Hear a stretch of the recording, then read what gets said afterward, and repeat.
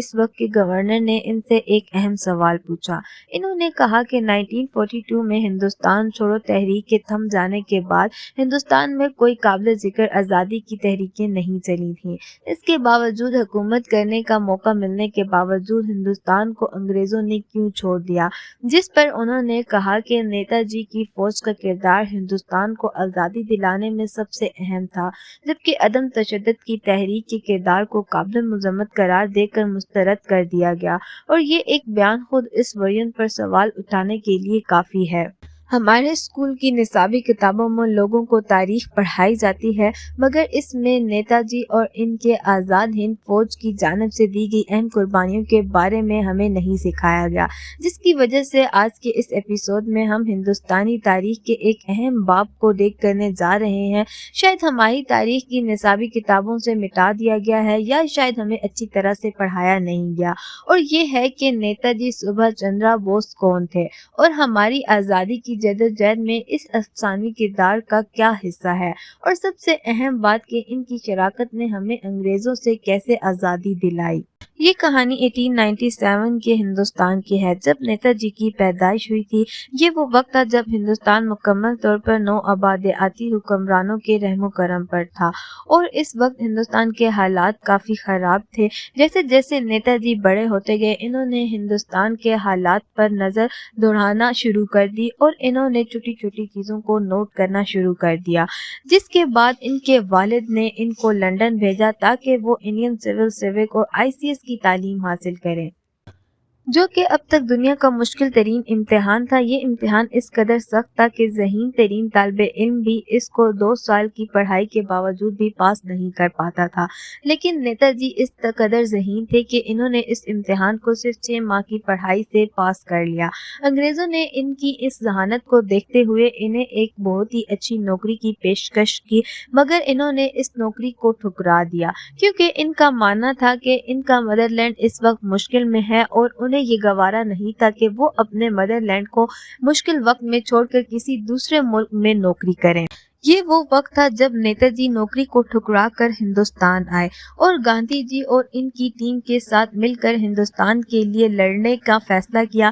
नेताजी की जद्दोजहद आज़ादी का आगाज़ थी, और चंद ही महीनों में अपनी कैरिस्मेटिक पर्सनालिटी और शानदार सियासी जहानत की वजह से वो किसी और से ज़्यादा तेज़ी से कांग्रेस की सीढ़ी चढ़ने लगे।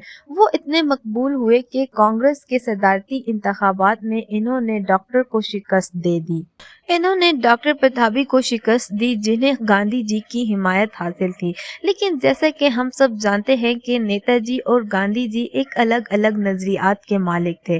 गांधी जी मुझे ढूंढने के बारे में थे अदम तशद्दुद के ज़रिए आज़ादी, जबकि नेताजी का मानना था कि आज़ादी वो चीज़ नहीं है जिसके लिए आप दरख्वास्त करते फिरें। ये वो चीज़ है जिसके लिए आपको लड़ना पड़ेगा और हुक्मरानों से छीननी पड़ेगी, और ये वो चीज़ है जिस पे वो दोनों कभी मुत्तफिक नहीं हुए। और वक्त गुजरने के साथ साथ नेताजी को एहसास हुआ कि वो कांग्रेस के लोगों को गांधी जी के नज़रियात के खिलाफ नहीं कर सकते।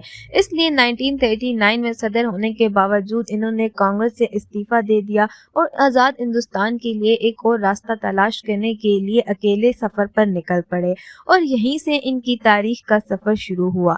नेताजी अब शुरू हुए इस वक्त तक कि एक तरफ दूसरी जंग अजीम शुरू हो चुकी थी, जबकि दूसरी जंग अजीम में हिटलर ने काफ़ी हद तक तबाही मचा दी हुई थी और वो बहुत कुछ कर रहा था। अंग्रेज़ अपने ही मुल्क को खोने के अल्फाज पर थे, और यहीं से नेताजी ने एक मौका देखा, जो इन्होंने देखा कि जापानीज़ में डोमिनेट एशिया से लड़ने की दौड़ में बरतानी फ़ौज पूरी दुनिया में फैली हुई थी, जिसकी वजह से हिंदुस्तान में फ़ौज का सिर्फ आला इंतज़ामी अंग्रेज़ था, जबकि तमाम फ्रंट लाइन फ़ौज में सिर्फ हिंदुस्तानी सिपाही थे।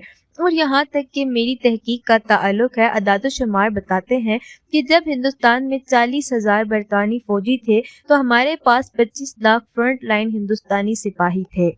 और नेताजी ने सोचा कि अगर वो किसी तरह इन 25 लाख फौजियों को बगावत पर ले आए तो अंग्रेजों के पास हिंदुस्तान छोड़ने के अलावा कोई चारा नहीं होगा।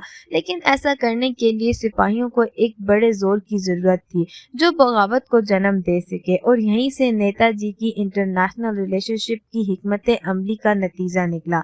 इन्हें एहसास हुआ कि जापानी, जर्मनी और रूसी बरतानी राज के दुश्मन हैं और वो इनकी मदद करने के लिए ज्यादा माइल होंगे। चनाचा 17 जनवरी 1941 को सुबह 1:30 पर नेताजी पठान का डिस्गाइज बदलकर हिंदुस्तान से अफगानिस्तान से रूस गए, और जब रशिया ने इसकी कोई मदद नहीं की तो वो जर्मनी चला गया और वहीं से उनकी मुलाकात एडोल्फ हिटलर से हुई। लेकिन कुछ अरसे बाद इसे मालूम हुआ कि हिटलर इनकी मदद करने की पोजीशन में नहीं है, इसलिए वो आखिरकार जापान आ गए। अब इस सूरत हाल को बहुत गौर से सुने। जापानीज के साथ ये था कि वो वैसे भी अंग्रेज़ों पर हमला करना चाहते थे, और अगर आपको सिंगापुर की वीडियो से याद हो तो 1942 में सिंगापुर की जंग में 10,000 से भी कम जापानी फौजियों ने शिकस्त खाई और 64,000 बरतानी फौजियों को जंगी कैदी बना लिया, और इन 64,000 में से 40,000 के करीब फौजी वो हिंदुस्तानी फौजी थे जो बरतानी राज की तरफ से लड़ रहे थे। और ये जापानी इतने होशियार थे कि इन्होंने हिंदुस्तान में बरतानी राज को शिकस्त देने के लिए अपनी फौज भेजने के बजाय कि सोचा कि क्यों ना इन हिंदुस्तानी फौजियों को अलग फौज के तौर पर भेजे। हिंदुस्तान में अंग्रेजों से लड़ने के लिए इनसे भी ज्यादा एक फौजी यूनिट तलाश किया और कैप्टन मोहन सिंह को इंचार्ज बना दिया। शिनवास खान और गुरबाक और इन तीनों कमांडर के तौर पर ख़वातीनों हजरात ने इंटरनेशनल फौज को सिंगापुर से म्यांमार और म्यांमार से कोहिमा और कोहिमा से इम्फाल तक ले लिया, और यहीं इनका सामना बरतानी फौज से हुआ। अमली तौर पर हिंदुस्तानी फौजियों से भरी हुई थी। हिंदुस्तान की दो फौजें एक दूसरे पर गोलियां बरसा रही थी, जबकि अंग्रेजों ने इन्हें अपने ही भाइयों के साथ लड़ने के लिए सामने छोड़ दिया, और बदकिस्मती से बरतानी फौज ने आज़ाद होने की बेरहमी से शिकस्त दे दी, और कुछ ही अरसे में जापानियों ने भी हथियार डाल दिए। और मामलात को मजीद खराब करने के लिए नेताजी कहते हुए खबरें सामने आई, और जैसे ही ये खबर फैली इसने एक ऐसा इंकशाफ शुरू कर दिया जो अंग्रेजों ने पहले कभी नहीं देखा था। लोगों की कमी सड़कों पर आ गई, हजारों लोग साथ मार्च करने लगे। नेताजी की तस्वीर और इनसे कुछ बराह रास्त बरतानी फौज को मारना शुरू कर दिया। हत्ता कि बरतानी हिंदुस्तानी फौज और बहरिया ने भी नेताजी की तस्वीर के साथ एहतजाज शुरू कर दिया। ये वाक़या 1946 की बहरी बगावत के नाम से शुरू हुआ। मजीद ये कि सैकड़ों लोग लाल किला के बाहर जमा हो गए और चीखना चिल्लाना शुरू कर दिया। अब अंग्रेजों के पास पीछे हटने के अलावा कोई चारा नजर नहीं आ रहा था, और इस खौफो हरास का इतना असर हुआ कि 1946 में कुछ ही देर में एक काबीना मिशन कायम किया गया जिसमें इक़्तिदार की अबूरी मुंतकिली का ऐलान किया गया। हुकूमत बनती है और 20 फरवरी 1947 को बरतानी वजीर आज़म ने ऐलान किया कि अंग्रेज जून 1948 तक हिंदुस्तान छोड़ देंगे। तो ये थी नेताजी की हिंदुस्तान की आज़ादी के लिए स्ट्रगल की कहानी।